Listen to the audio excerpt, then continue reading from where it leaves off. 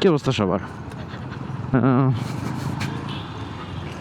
আচ্ছা, হঠাৎ করে রাইড করতে করতে একটা কথা মনে পড়লো।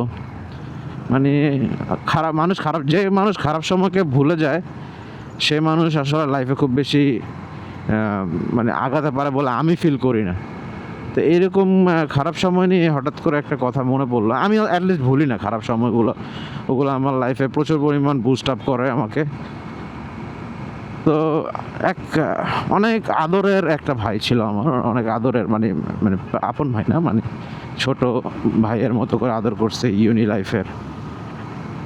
তো কি হয়েছে, আমি আল্লাহর রহমতে কি হয় যে মানে আসলে আমার যেগুলো বাজে, যে জিনিসগুলো স্বীকার করা উচিত আমি সেই জিনিসগুলো স্বীকার করি। আমার আল্লাহর রহমতে মানে যে মানুষের কাছে লোন নেয়া বা লোন লোন করা, আমার এই ধরনের কোনো অভ্যাস নাই। হ্যাঁ, আমি লোন নিই না।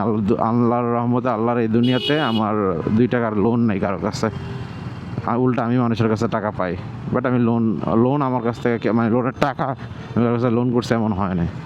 তো কী হয়েছে, যখন আল্লাহ আমাকে আমার একটা সন্তান দান করে, তখন হচ্ছে একটা বাজে একটা ফেজ চলতেছিল আমার, যে কারণে আল্লাহর পরীক্ষা, আলহামদুলিল্লাহ আল্লাহ পরীক্ষা নিয়েছেন আমাকে। তো ওই সময় আমি মানে কার কাছে চাবো, কোনো টাকা পয়সা চাবো আসলে, মানে খুবই খুবই অকওয়ার্ড লাগতেছিল। এই জিনিসটা অভ্যাস নাই আমার। হ্যাঁ, মানে এটা কীভাবে চায় একটা মানুষের কাছে? যে একটা জিনিস আছে, আপনি জানেন না যে বাইরের কান্ট্রিতে অপরাধগুলো কম হয়, যে মানুষগুলো জানেই না যে এই অপরাধটা এইভাবেও করা যায়। সাপোজ ফুটওভার ব্রিজের উপর দিয়ে মানুষ জানে যে ফুটওভার ব্রিজের উপর নিচ দিয়ে পার হওয়া যায়। তো ওরা দেখবেন যে রাস্তা দিয়ে হাঁটার কথা চিন্তাও করতে পারে না, অপরাধের কথা চিন্তা করতে পারে। আমার ব্যাপারটা এরকম হয়েছে যে আমি কখনো লোন নিইনি মানুষের কাছে। আমি যে লোন চাওয়ার জন্য যে একটা মানুষের একটা বোঝানো, হ্যাঁ ভাই এমার্জেন্সি এই সেই, খুবই অকওয়ার্ড লাগতেছিল। তো আমি যেই ছোটো ভাইটার কথা বলতেছি, সেই ছোটো ভাইটা আমার খুবই ক্লোজ আদরের একটা ছোটো ভাই। একত্রে সবসময় আড্ডা দিয়েছি, একসাথে ঘোরাফেরা করছি, চা পানি খাইছি, মানে অলওয়েজ আড্ডা দিলে বিপদ আপদ একজনের, হ্যাঁ সব সময় ছিলাম। তো কি হলো, সে দেশের বাইরে চলে গেল নিজের উচ্চতর ক্যারিয়ারের কারণে, হায়ার ক্যারিয়ারের জন্য চলে গেল। তো কি হয়েছে যে আমি বলি আল্লাহ ঠিক আছে, ও আবার একটা ভাই, ওর কাছে চাই। আমি নাম বলতেছি না, আমি মানুষের লাইফের যে ট্র্যাজেডিগুলো বোঝানোর চেষ্টা করতেছি। তো ওর কাছে করি, দেখি ও হয়তো আবার ফিরাবে না। মাই গডনেস, আল্লাহ তাআলা আমাকে ওই বিপদ থেকে উদ্ধার করছে। হ্যাঁ, তো কি হয়েছে যে আমি চাওয়ার সাথে সাথে সে এমন একটা রিয়্যাক্ট করছে, আর ভাই নাই তো এখন পারবো না ভাই, বিপদে আছি, এই সেই।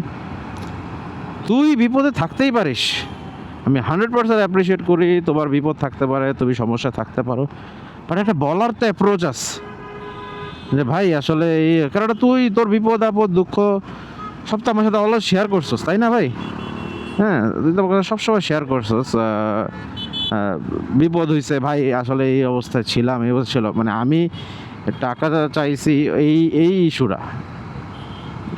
বিপদ আপদে তো তুই ছিলি, তোর লাইফের ফ্যামিলির একটা তো আমি জানি। হ্যাঁ, ব্রোকেন একটা ফ্যামিলির ছেলে তুই আমাকে যদি বলতি যে ভাইয়া এই অবস্থা, উল্টা আমার কাছে সাজেশন চাইতি, আমি ওটা সাজেশন তো দিতে পারতাম যে ভাই আশা থাক, বাদ দে, এইভাবে চল পরবর্তী দিত। কিন্তু তুই আমাকে টাকাটা দিতে পারবি না এইটার জন্য যে এইভাবে একটা কথার অ্যান্সার দিলি, যেভাবে আমাকে হিউমিলেট করলি, ইনসাল্টের মতো করে কথা বললি, আমি আসলে মানে খুবই কষ্ট পাইছি সেদিন। আসলে টাকা পয়সা তো আসলে সব না। আল্লাহ তাআলা মানুষের আজকে বিপদ দিছে, কালকে বিপদ থেকে উদ্ধার করে ফেলবে। কিন্তু তুই এই যেভাবে করছস, আর আজকে প্রায় 2 বছর 2.5 বছর, প্রায় তো 3 বছরের উপরে হবে তোর সাথে আমার কথা হয় না। তো এটার আফসোস তো হয়, কষ্ট তো হয়, খারাপ লাগা কাজ করে। যাই হোক, তুই ভালো থাকলেই আমি খুশি। দোয়া রইল তোর জন্য অনেক অনেক।